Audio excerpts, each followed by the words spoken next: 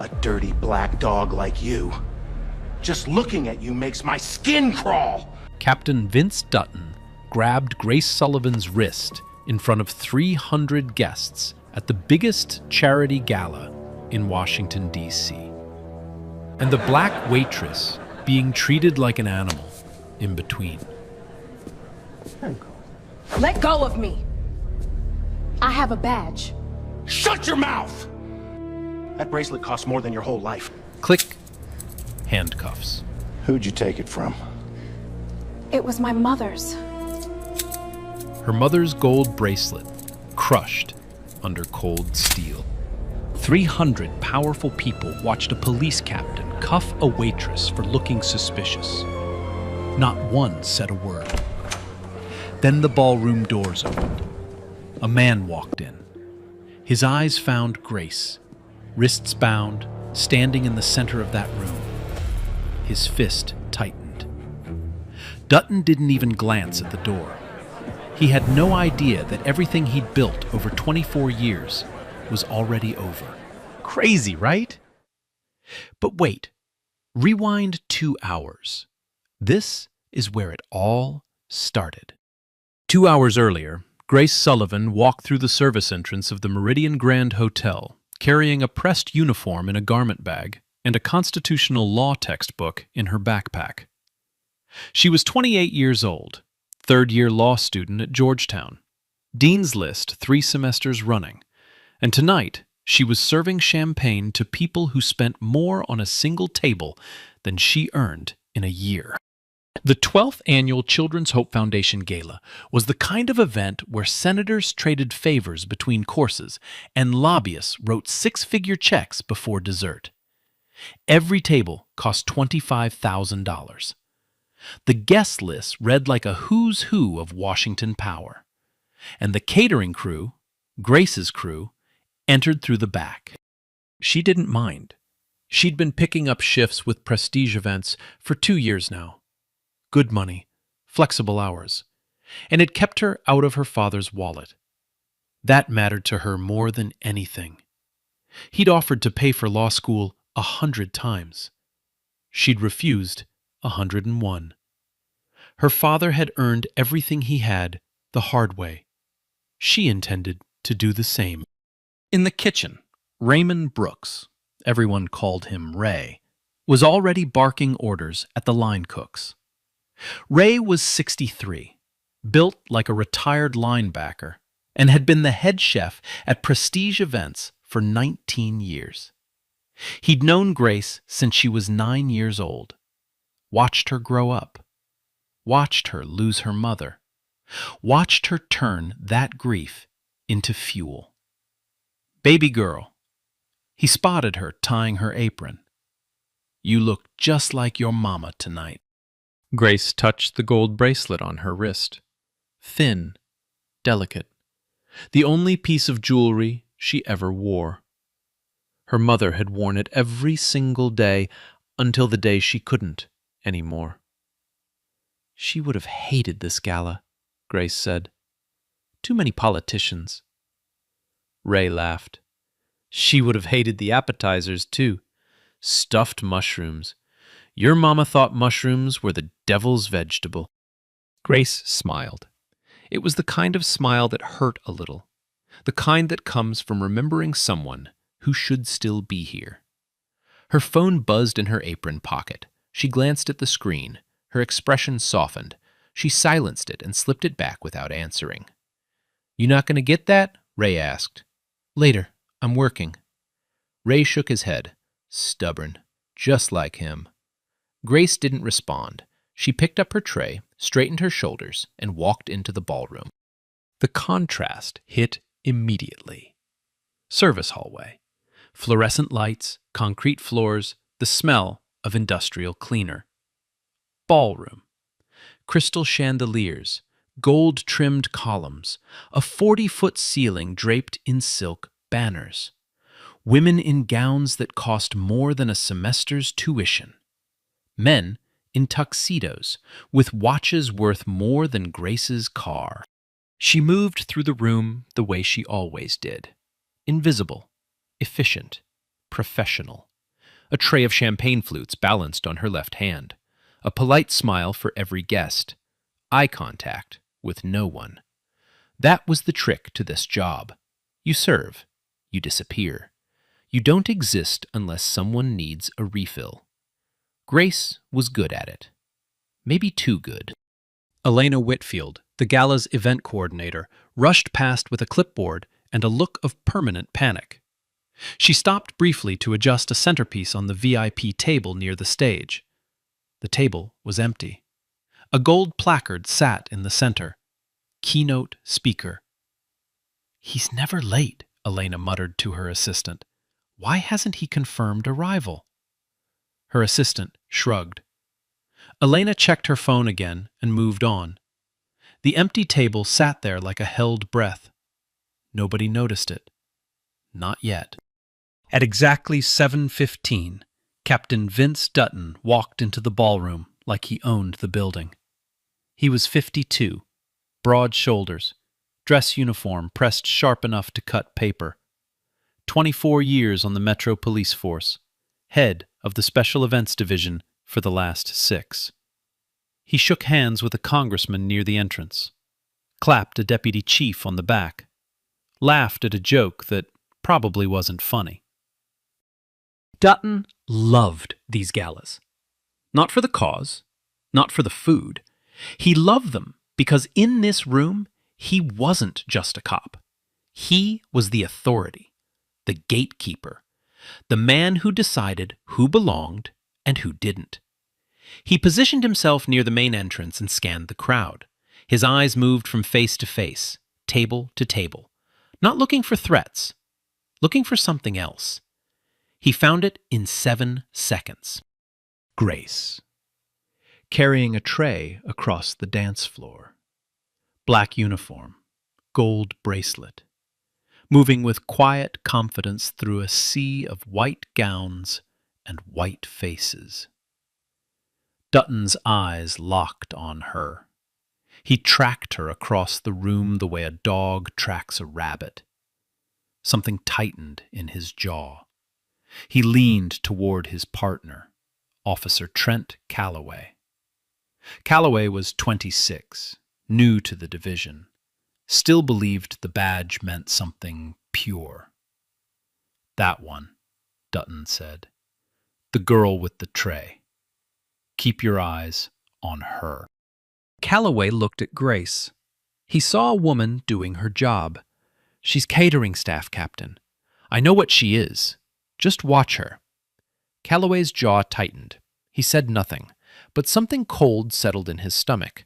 He'd heard Dutton talk like this before, about the parking attendant at the governor's reception, about the coat check girl at the opera fundraiser. Always the same tone, always the same target. He pulled out his phone and pretended to check a message. His hands weren't steady. Across the ballroom, Grace set down a fresh tray and paused for a moment near the kitchen pass-through. Ray caught her eye through the window and gave her a thumbs up. She gave him a small nod back. Then her phone buzzed again. Same caller. She looked at it for a long moment this time. Something crossed her face. Warmth, mixed with something heavier. She silenced it again. On the other side of the room, Elena Whitfield checked the empty VIP table one more time. She straightened the keynote speaker placard. She smoothed the tablecloth. She looked at her watch.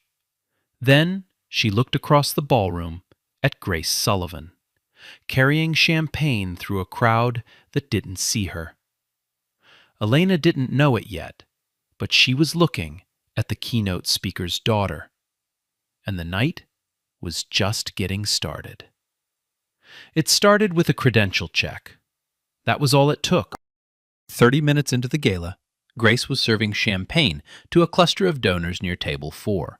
She poured with her right hand, balanced the tray with her left, smiled when smiled at, disappeared when not needed.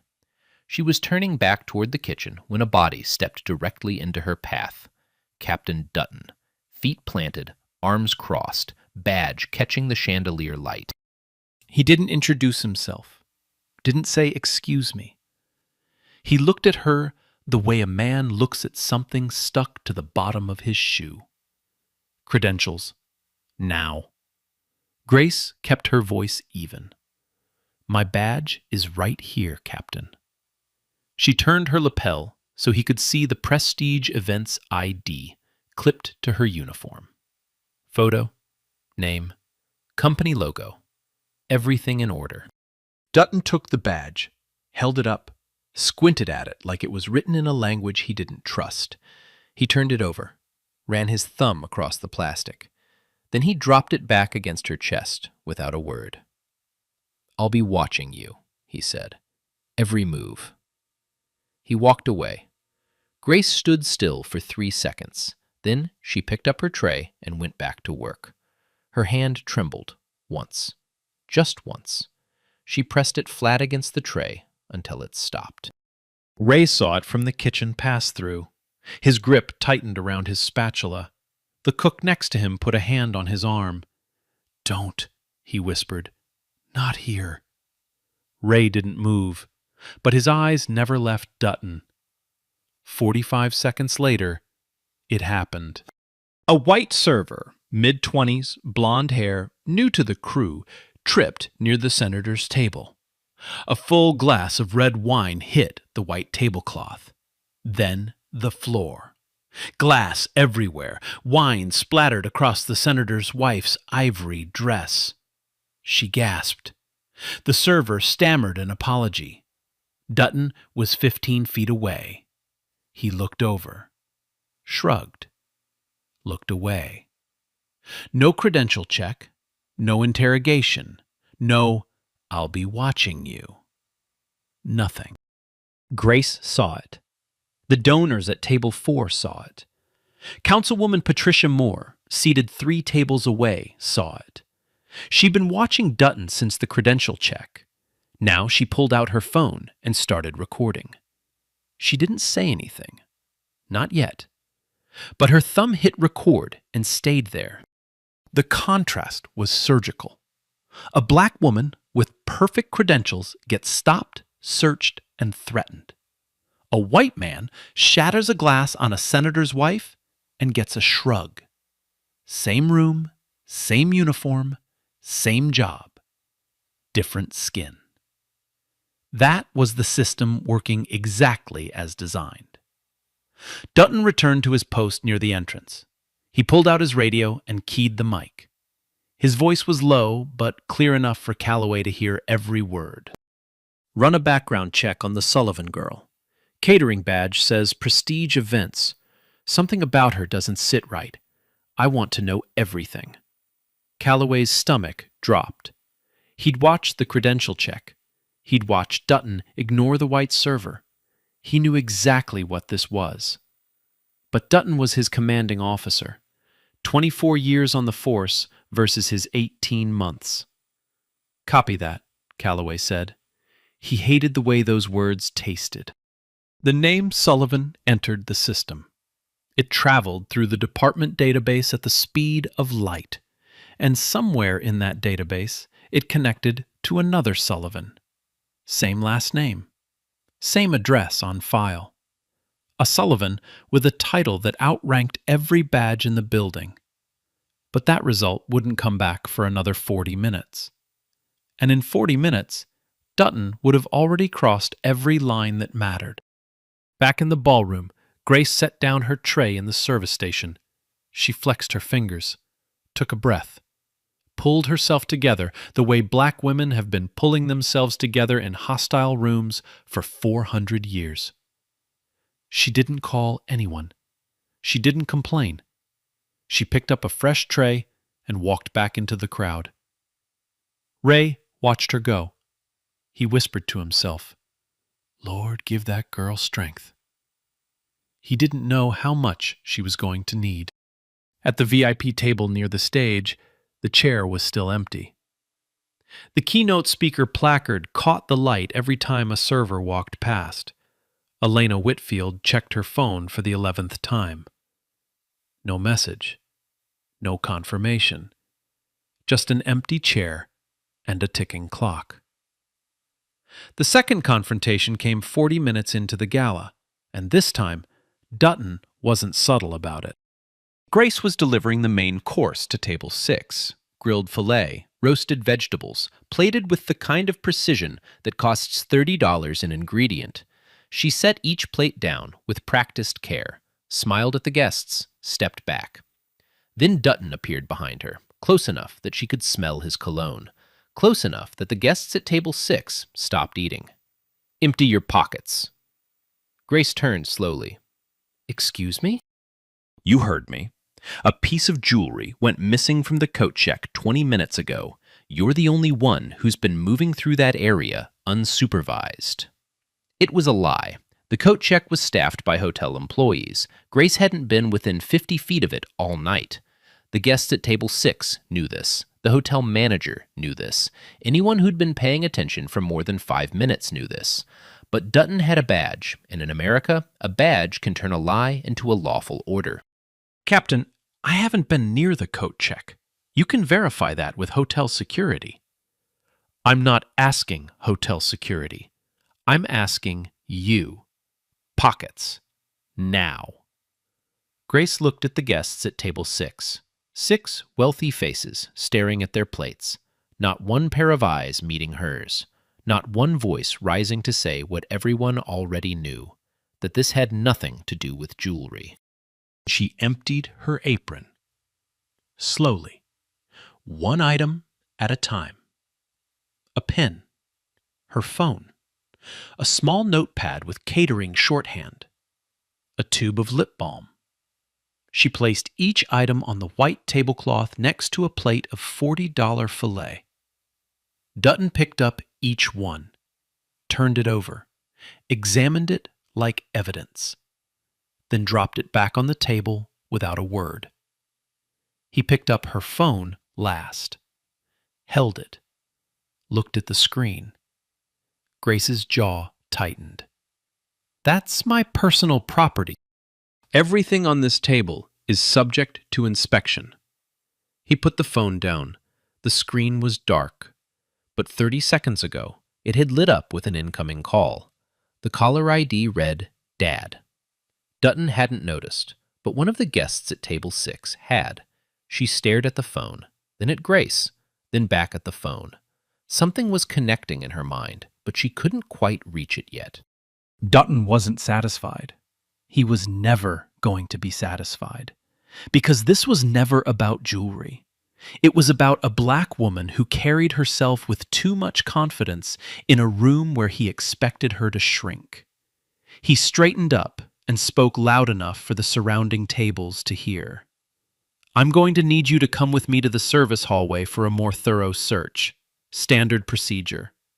"There is no standard procedure for searching catering staff without a filed complaint." "Are you refusing a direct order from a police captain?" "I'm exercising my constitutional rights." The words hung in the air like smoke. Guests at 3 surrounding tables heard every syllable. Forks stopped. Conversations died. The ballroom was developing a gravity well, and Grace Sullivan was at the center of it. Elena Whitfield materialized from somewhere near the stage. Her face was flushed. Her clipboard trembled in her hands. "Captain, please, she's one of our best. Can we handle this quietly? The donors are watching." Dutton turned on her with a look that could crack glass. "Are you obstructing a security operation, ma'am? Because I can have you removed, too." Elena opened her mouth, closed it, took a step back, then another. Then she was gone, swallowed by the crowd like she'd never been there.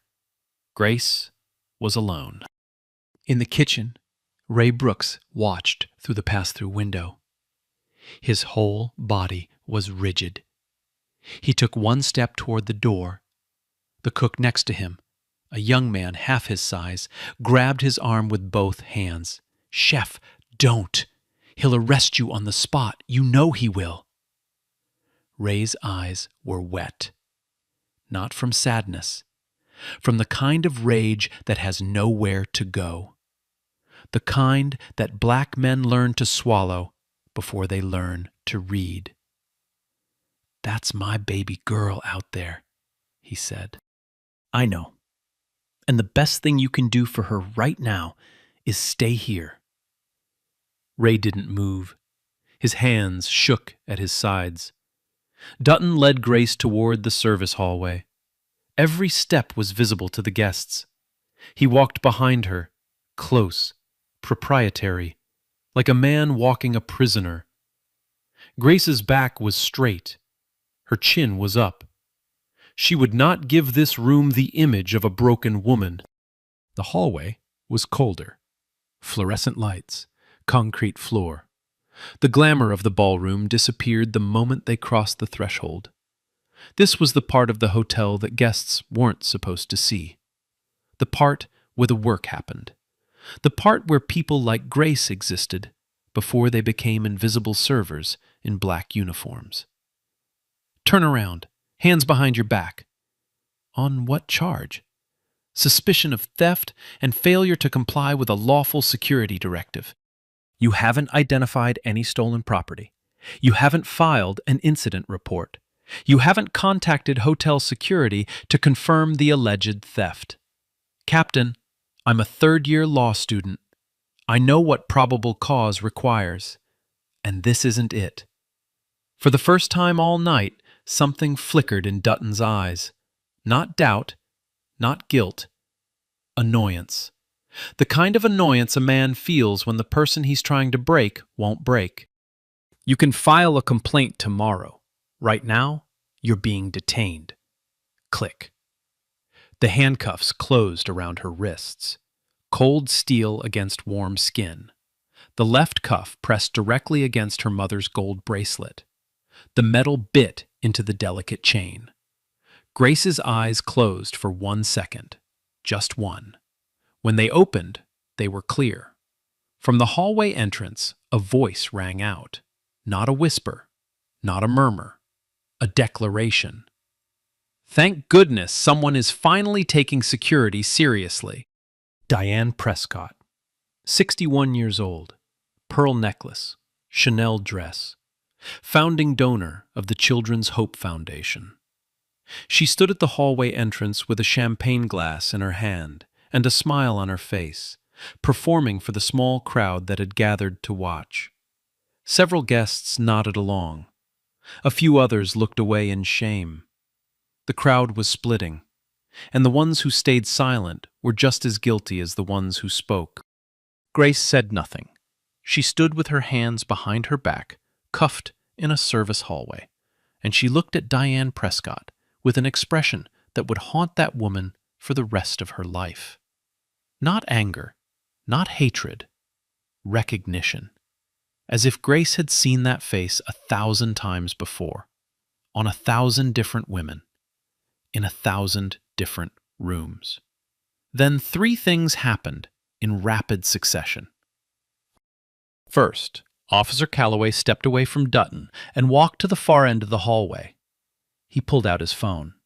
His fingers were shaking so badly he misdialed twice before getting through. When the line connected, he whispered 4 words. Sir, you need to come. Second, outside the hotel, a black SUV with tinted windows pulled up to the main entrance. No sirens, no lights. The driver stepped out and opened the rear door. A man in a dark suit stepped onto the sidewalk. He buttoned his jacket once, adjusted his lapel pin. Then he walked toward the entrance with the kind of stride that clears a path without asking. Third, Elena Whitfield, standing near the ballroom stage, looked down at her event program. Her eyes moved from the empty VIP table to the hallway where Grace was handcuffed. Her lips moved as she read the keynote speaker's name. Then she read it again. Then her face turned the color of chalk. She looked at the hallway. She looked at the program. She connected the 2 pieces of information that every person in this building had missed. The keynote speaker's last name was Sullivan. The handcuffed waitress's last name was Sullivan. Elena's clipboard hit the floor. On Grace's phone, still sitting on the table at Station 6, where Dutton had left it after inspection, the screen lit up one more time. Dad. Missed call. 3. The clock was down to minutes now. And Captain Vince Dutton, standing in a service hallway with his hand on a pair of handcuffs he should never have touched, had no idea what was coming. He was about to find out. The ballroom doors didn't swing open. They were pulled open by hotel staff with the kind of deliberate formality reserved for heads of state. 2 men in suits stepped through first, scanning the room with trained eyes. Then the man himself entered. Commissioner Nathaniel Sullivan, 58 years old, 6'3", shoulders that could carry the weight of a city, and had. His dark suit was impeccable. His Metropolitan Police lapel pin caught the chandelier light. His shoes clicked on the marble floor with a rhythm that made people stop talking before they even knew why. He was the first black commissioner in the history of the D.C. Metropolitan Police. 30 years on the force, decorated 12 times. The man who cleaned up the 4th District.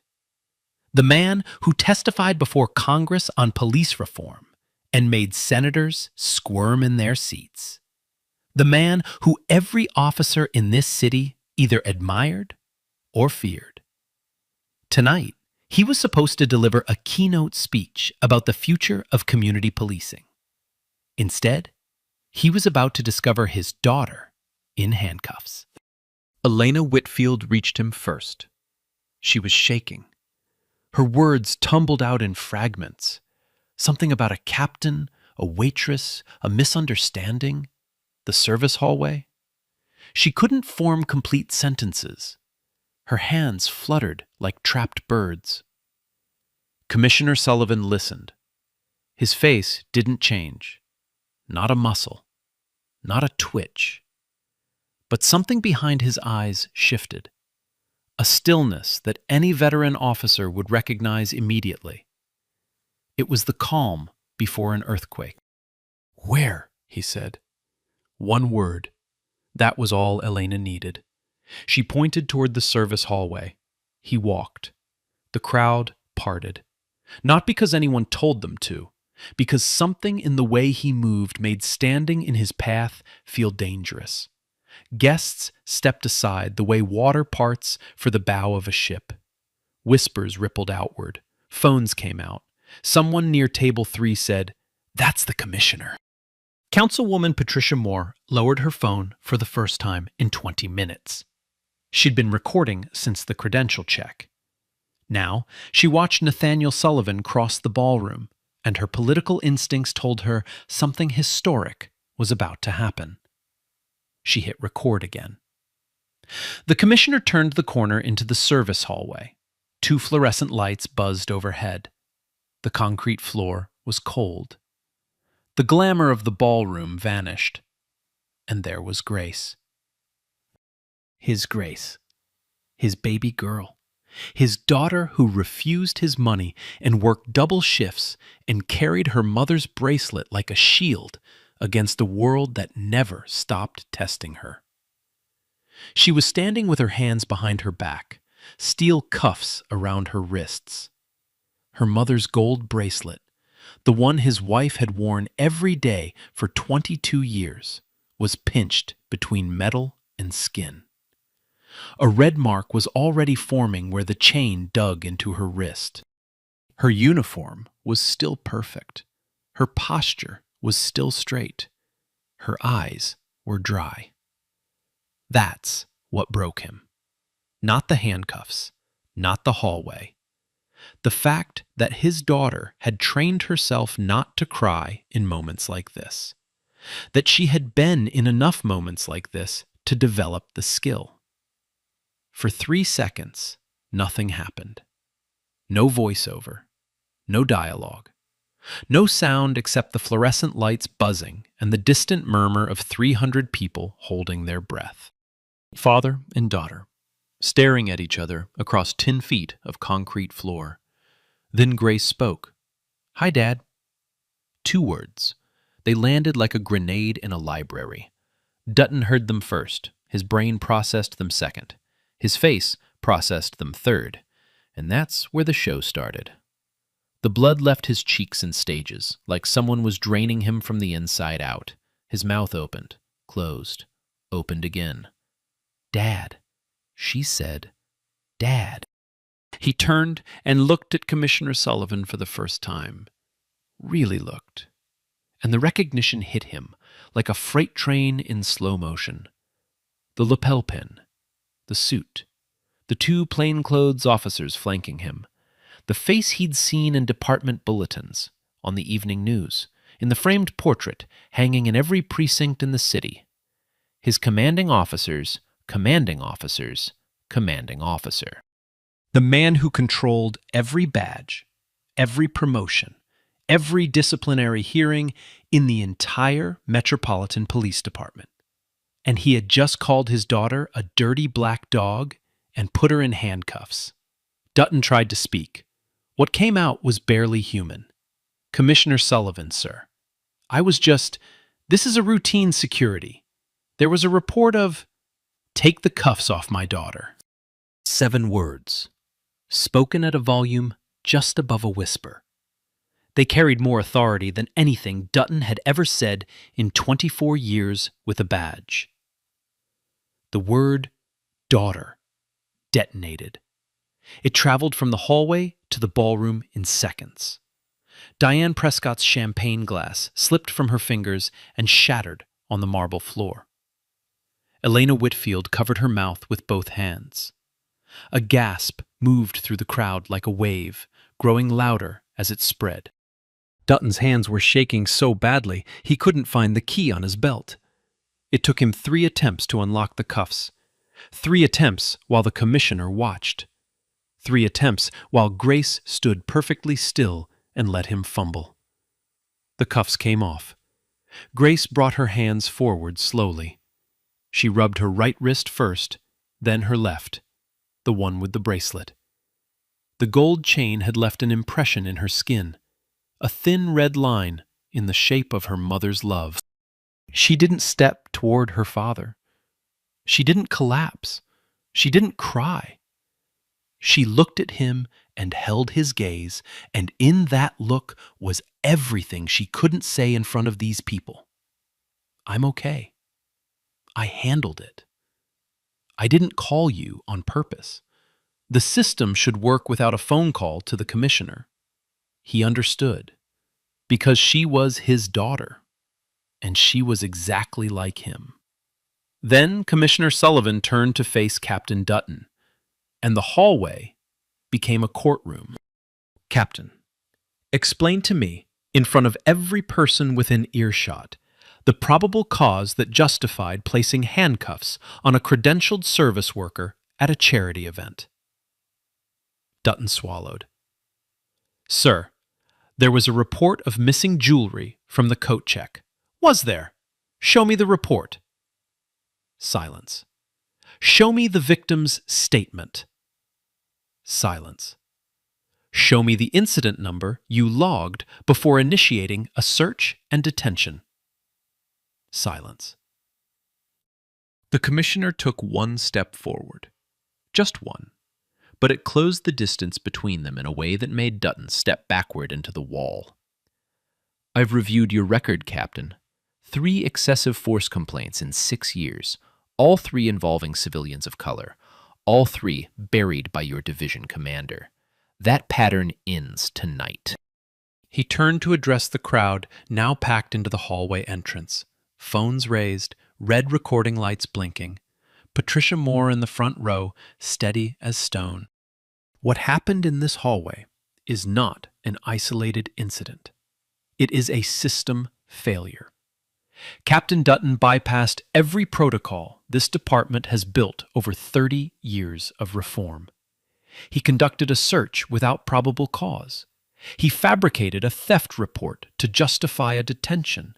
He physically restrained a civilian who had committed no crime, violated no law, and posed no threat. He paused, looked at Dutton, then at Grace, then at the crowd. And he did all of this to the only black server in this room, while a white server shattered a glass 10 feet from him without receiving so much as a glance. That is not security. That is profiling. And in my department, profiling is not a policy. It is a fireable offense. The silence was total. 300 people. 0 sound. Then, Councilwoman Moore stepped forward. Commissioner, I witnessed the entire interaction from the beginning. Captain Dutton conducted an unprovoked credential check on Miss Sullivan within minutes of her entering the ballroom. He ignored an identical incident involving a white server. I have the full sequence on video. She held up her phone. The screen glowed. Then a second voice, younger, shaking. Officer Trent Calloway stepped out from behind 2 guests. His face was pale. His hands were clasped in front of him to keep them from trembling. Sir, I need to report something. Every eye shifted to him. There was no jewelry report. No theft was called in. No victim came forward. Captain Dutton instructed me to, his exact words were, find a reason to remove her. I followed that order. I shouldn't have. I should have reported it immediately. I failed. The room erupted. Not in applause, in the sound of 300 people exhaling shock at the same time. Murmurs became voices. Voices became accusations. Diane Prescott tried to slip toward the exit. Someone blocked her path. Not physically, just by staring at her until she stopped moving. Dutton wheeled on Calloway. His face was crimson. You're done, Calloway. You hear me? I will end your... Captain Dutton. The commissioner's voice cut through the noise like a surgeon's blade. Calm, precise, final. You are relieved of duty, effective immediately. You will surrender your badge and service weapon to Officer Calloway right now. You will report to Internal Affairs at 0800 tomorrow morning. Failure to appear will result in an arrest warrant. Do you understand these instructions? Dutton's hand moved to his badge. It hovered there. For 24 years, that badge had been his identity, his authority, his armor. It had let him walk into any room and decide who mattered and who didn't. It had let him grab a woman's wrist and call her a dog, and believe he was the one keeping order. He unclipped it. The sound was small, a tiny metallic click, barely louder than a whisper. But in that hallway, it sounded like a career hitting the floor. He placed the badge in Calloway's open palm, then his weapon. Calloway's hand closed around both. He didn't look at Dutton. He couldn't. The commissioner turned to Grace. The courtroom dissolved. The crowd disappeared. The cameras stopped mattering. It was just a father looking at his daughter. Are you hurt? No, sir.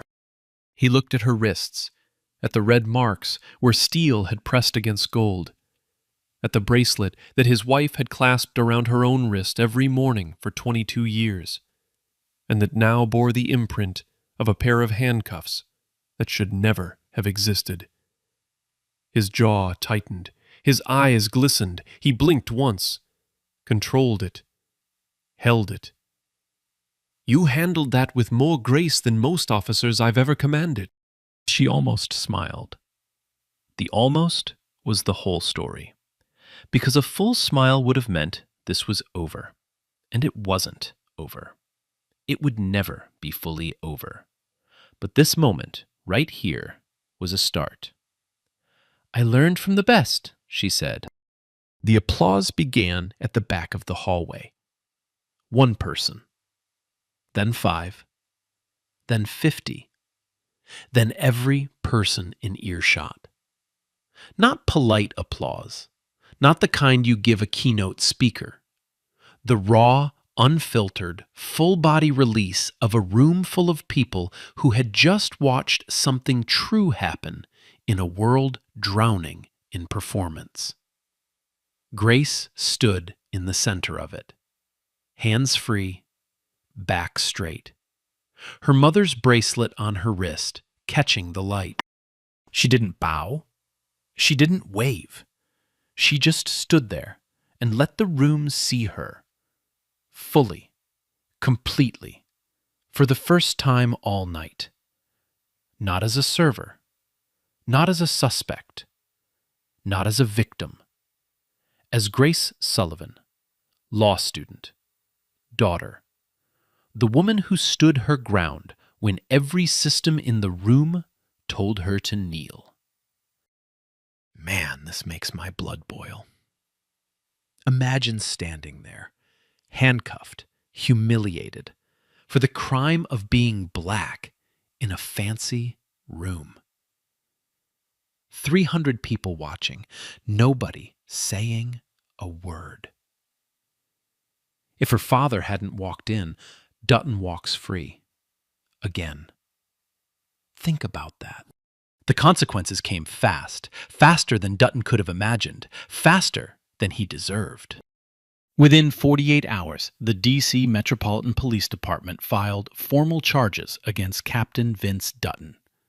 Unlawful detainment, abuse of authority, filing a false security report, conduct unbecoming an officer. 4 charges, 24 years on the force, and it took one night to undo all of it. His 3 prior excessive force complaints, the ones his division commander had quietly buried in a filing cabinet, were reopened. Each one involved a civilian of color. Each one followed the same pattern.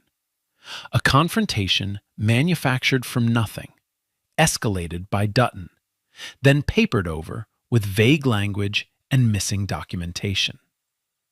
The pattern was so consistent it could have been a training manual. A training manual for everything policing should never be. The police union reviewed his case. They looked at the video from Councilwoman Moore's phone. They listened to Officer Calloway's sworn statement. They read the incident report that didn't exist, because Dutton had never filed one. Then they did something they almost never do. They declined to represent him. Dutton was suspended without pay. His desk was cleared by noon the next day. His nameplate was removed from his office door. 24 years of service, and the only thing left behind was a rectangle of clean paint where the nameplate used to be. The missing jewelry, the entire foundation of Dutton's manufactured case, was found 30 minutes after the incident. A guest had left a pearl bracelet in the pocket of her coat at the coat check. The attendant had logged it in the lost and found drawer upon arrival. It had never been stolen. It had never been missing. It had been exactly where it was supposed to be the entire time. Just like Grace. Diane Prescott's reckoning came from the internet, and the internet does not forgive. Cell phone footage of her standing at the hallway entrance, champagne in hand, smile on face, saying, "Thank goodness someone is finally taking security seriously," while a black woman stood in handcuffs behind her, went viral within 6 hours. 14 million views in 3 days. Her name trended on every platform. The Children's Hope Foundation board held an emergency session and removed her by unanimous vote. Her PR team released a statement calling her words taken out of context. The context was a 15-second video. There was no other context to take. Officer Trent Calloway requested a transfer the morning after the gala. He didn't want a promotion. He didn't want a commendation. He asked to be reassigned to the Community Affairs Division, the unit that works directly with civilian oversight boards and neighborhood organizations. His transfer was approved the same day. In his written statement, Calloway included a single paragraph that was later read aloud at a city council hearing. I was trained to follow my commanding officer. I should have been trained to follow my conscience. I watched Captain Dutton target an innocent woman, and I did nothing until it was almost too late. That failure is mine. I will carry it. And I will make sure it never happens again. Councilwoman Patricia Moore didn't waste time. Within 1 week, she introduced Resolution 4412 to the D.C. City Council, a comprehensive reform package requiring body cameras for all officers assigned to private events, mandatory bias training certification for the Special Events Division, and an independent review process for any detention at a non-police venue. It passed unanimously. That evening, Commissioner Nathaniel Sullivan delivered his keynote address. The ballroom was full, every seat taken. People stood along the walls. The energy was different from what it had been 3 hours earlier. Heavier, more awake. The kind of energy that fills a room after the truth has been dragged into the light and everyone is still adjusting to the brightness. He spoke about the history of policing in America, about the weight of the badge, about the sacred covenant between officers and the communities they swear to protect. He cited data, a Department of Justice study showing that Black Americans are 20% more likely to experience force during police encounters, even when controlling for every other variable. He referenced the Stanford study that analyzed 95 million traffic stops and found consistent racial disparities in who gets searched, who gets cited, and who gets to drive away with a warning. Then he set his notes aside, looked out at the room, and spoke from a place that no speechwriter could have written. A badge is not a crown. It is a covenant. And tonight, in this room, that covenant was broken by the very person entrusted to uphold it. If we cannot police ourselves, we have no right to police anyone else. Standing ovation. Not the polite kind. The kind where people stand because sitting feels like silence, and they are done being silent. After the applause, after the speeches, after the last donor shook the last hand and the last car pulled away from the Meridian Grand Hotel, the ballroom was empty. Grace sat alone at the staff table near the kitchen pass-through. Her catering uniform was still pressed. Her mother's bracelet was back in its rightful place, not pinched under steel, but resting gently against her wrist. Her constitutional law textbook was open in front of her. She'd been reading the same paragraph for 10 minutes without absorbing a word. Her father sat down beside her. No title, no lapel pin energy, no commissioner. Just Nathaniel, just Dad. He didn't speak immediately. He looked at the bracelet, at the faint red line still visible on her wrist, at his daughter, who had stood in a room full of power and refused to let it crush her. You could have called me the second he approached you. I know. Why didn't you? Grace closed her textbook. She looked at him with eyes that held 28 years of navigating a world that was never designed for her. Because the system should work without a phone call to the commissioner. That's the whole point, Dad. He stared at her. For a long moment, he was not the commissioner. He was a father, sitting across from the woman his daughter had become. A woman who believed in the system enough to let it fail her, so she could fight to fix it. He nodded slowly. Your mother would have said the exact same thing. Grace touched the bracelet. I know. He put his arm around her. She leaned into him. The gold bracelet caught the last of the chandelier light, the same light that had watched everything happen from the first insult to the last ovation. The ballroom was quiet. The night was over, but the story wasn't.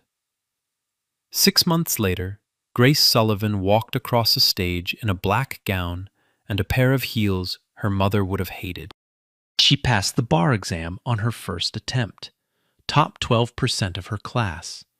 Georgetown Law handed her a diploma, and the next morning she accepted a position at Holloway & Grant, one of the most respected civil rights law firms in Washington, D.C. Their specialty? Police accountability. Her first case file landed on her desk before she'd finished unpacking her office. A black teenager detained at a shopping mall for looking like he was about to steal something. No evidence, no charges, no incident report. Just a security guard with a hunch and a pair of handcuffs.